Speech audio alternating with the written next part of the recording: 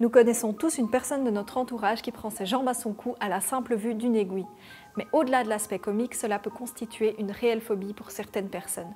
La trypanophobie est donc une phobie qui se manifeste à la vue d'aiguilles lors de prises de sang ou encore de vaccination.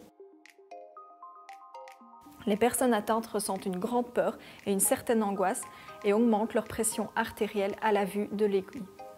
Généralement, donc j'ai chaud, je me crispe, donc plus je me crispe, plus j'ai peur et donc plus c'est difficile de me piquer. Il y a aussi le fait que limite à la fin je tombe dans les pommes tellement j'étais crispée. Si je pense à autre chose, ça va. C'est plus psychologique que physique en fait.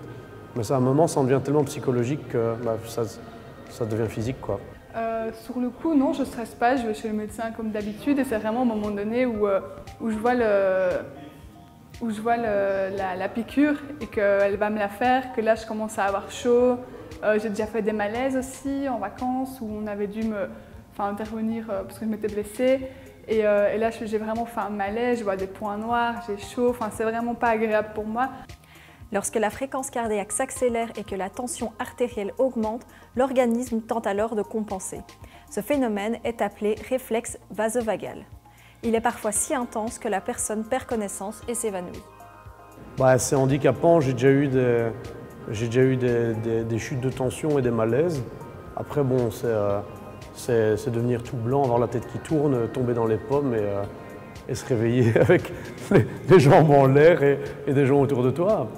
Ah oui, et il m'arrive aussi de pleurer parce que tellement, c'est une phobie vraiment, c'est en moi et les gens généralement ne comprennent pas parce qu'ils se disent pourquoi elle a peur de ça au final, voilà, mais rien qu'à penser qu'une chose va me rentrer dedans et je sais pas, c'est pas possible quoi. J'ai dû être hospitalisé plusieurs fois pour des raisons de santé et du coup c'était le Baxter 3 fois par jour. Et on n'apprend pas à aimer les aiguilles quand on va se faire piquer au milieu de la nuit ou à 6 h du matin. Je pense que ça s'est plus développé quand je grandissais et que je me rendais compte en fait qu'on piquait dans mes veines ou que c'était vraiment mon corps. Mais en fait, je viens d'une famille de médecins et du coup, je pense que ça vient un peu de là vu que j'ai toujours vu ça mais depuis que je suis toute petite, on m'approche pas avec une aiguille, j'ai mordu mon papa, mais je peux pas expliquer vraiment d'où ça vient, clairement, je sais pas. J'essaie de regarder le moins possible, de penser à autre chose et pas de penser à ce qui est en train de se passer. C'est vraiment ça qui est mon handicap, c'est le moment où je me dis ok, là elle va piquer, donc j'essaie de penser à autre chose et je regarde pas, je donne mon bras et voilà. Il faut parler d'autre chose et aussi de la chance, tomber sur quelqu'un qui ne va pas te rater et piquer 3 fois. Ouais, il y a une préparation psychologique à avoir avant. Je me dis bon, il faut le faire, mais en même temps, j'ai pas du tout envie.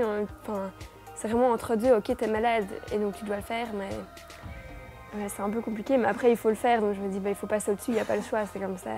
Mais de nouvelles méthodes de vaccination ou de récolte de sang ont vu le jour.